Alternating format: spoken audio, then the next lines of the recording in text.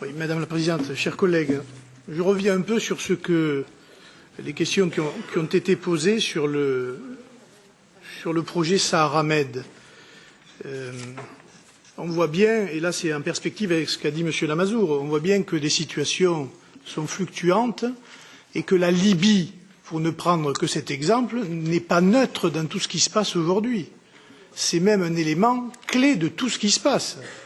Car si on lit le rapport de la Cour des comptes, on voit bien qu'il y avait une situation qui était programmée, avec un certain nombre de mesures bien déterminées, notamment il y avait une alliance, si je me souviens bien, avec l'Italie, c'était M. Berlusconi, tout était bien projeté, des objectifs sur l'immigration irrégulière, sur le traitement, la traite des êtres humains, le traitement des migrants, les règles internationales, le sauvetage, etc.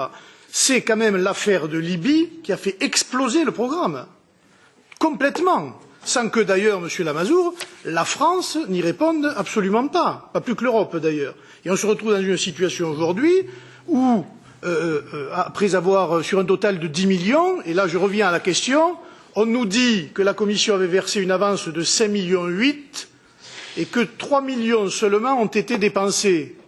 Où sont passés les autres? La différence entre les 5,8 millions et les 3 millions, dans quel programme, dans quelle politique et en fonction de quoi? J'espère que cet argent n'a pas servi à autre chose que, justement, à traiter les problèmes liés à cette déstabilisation de la Libye et notamment au problème de l'immigration. Donc on voit bien que, et pour reprendre le débat général, l'affaire des migrants, qui n'en est qu'à ses débuts, elle tient et elle sera aussi déterminée par la manière dont l'Europe et les pays qui constituent l'Europe appréhendent eux-mêmes leur politique par rapport à l'Afrique et par rapport à l'immigration.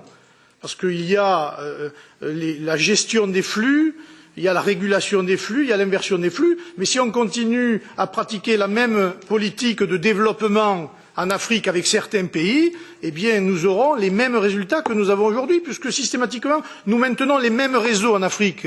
C'est moins du développement que d'aider certains dictateurs à se maintenir au pouvoir, la plupart du temps, avec les conséquences que l'on sait.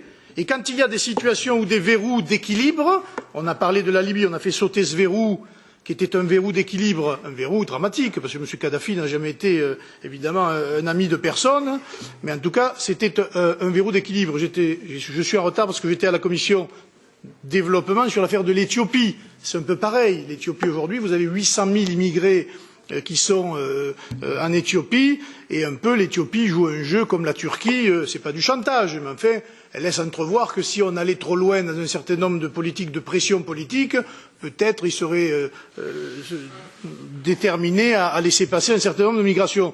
On voit bien que c'est un enjeu majeur, mais moi j'interpelle la commission contrôle budgétaire, mais même les pouvoirs publics européens à la manière dont nous gérons les affaires internationales avec l'Afrique. Tant que nous aurons cette politique, et là la France en prend sa responsabilité, je la connais bien, avec un certain nombre de dictatures là-bas, eh bien nous aurons les mêmes résultats. D'ailleurs, quand je lis le rapport, je m'aperçois, par exemple, l'Algérie ne veut pas coopérer.